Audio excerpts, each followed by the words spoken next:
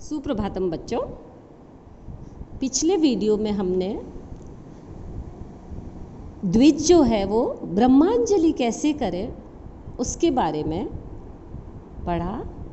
आपको समझ आया होगा कि जो भी द्विज वेद अध्ययन और अध्यापन के लिए गुरु के समक्ष आते हैं उन्हें सर्वप्रथम ब्रह्मांजलि कैसे करनी है वो सिखाया जाता है। तत्पश्चात मनु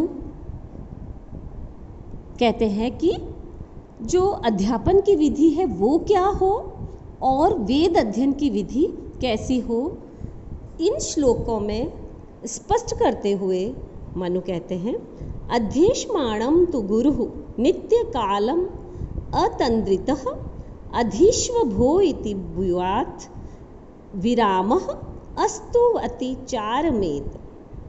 अर्थात जो द्विज है वो अतंद्रित होकर, अतंद्रित अर्थात आलस्य रहित होकर गुरु को सर्वदा अध्येष्माणम, ईश धातु चाहने अर्थ में है, अर्थात अध्ययन की इच्छा करने वाले शिष्य से कहे अधीश्व, वो गुरु कहेंगे पढ़ो, लोट लकार आज्ञार्थक में वो कहते हैं अध्ययन करो, ऐसा आरमेत, ऐसा गुरु को कहकर रुक जाना चाहिए।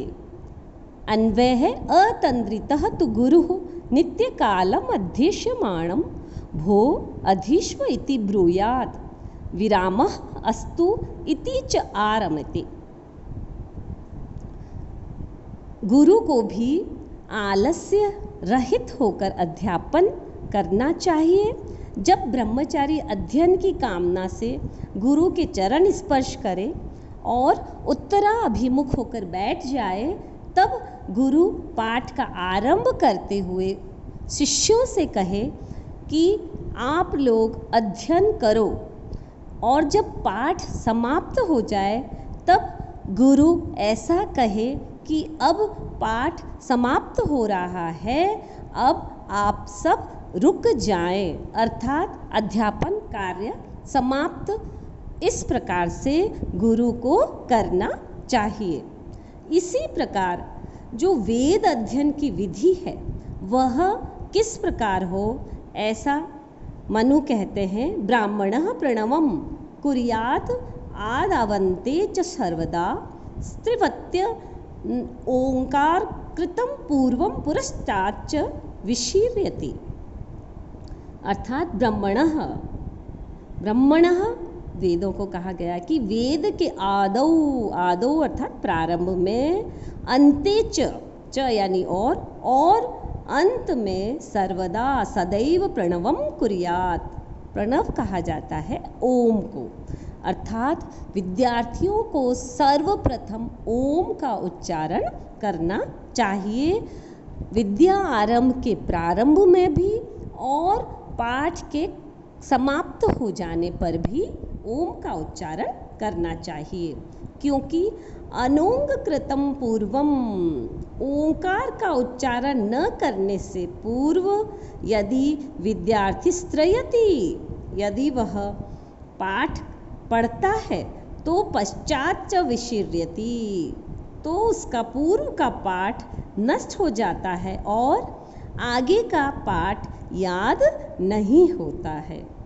कहने का तात्पर्य ये है कि मनु ओम के उच्चारण की अनिवार्यता को इस श्लोक में प्रतिपादित कर रहे हैं कि अवश्यमेव विद्यार्थी को पाठ अध्ययन से पूर्व या वेद अध्ययन से पूर्व ओम का उच्चारण अवश्य करना चाहिए। ओम परमात्मा का नाम है, अतः अध्ययन के समय उनका स्मरण ज़रूर करना चाहिए। क्यों?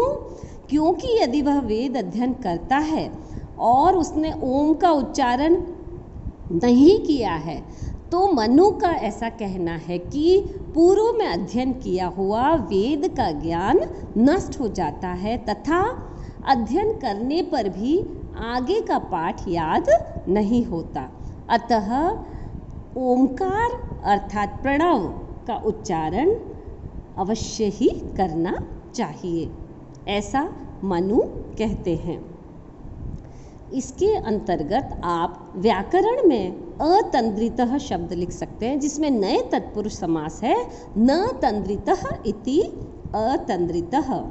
और आरमेत में आ उपसर्ग है, रम धातु है, विधिलिंग प्रथम पुरुष एक वचन है।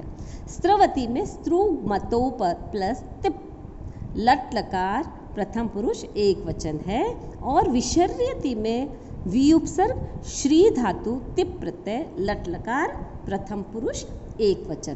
तथा विशेष में आप लिख सकते हैं कि मनु ने वेद अध्ययन के समय ओमकार के उच्चारण की अनिवार्यता इस श्लोक में प्रतिपादित की है।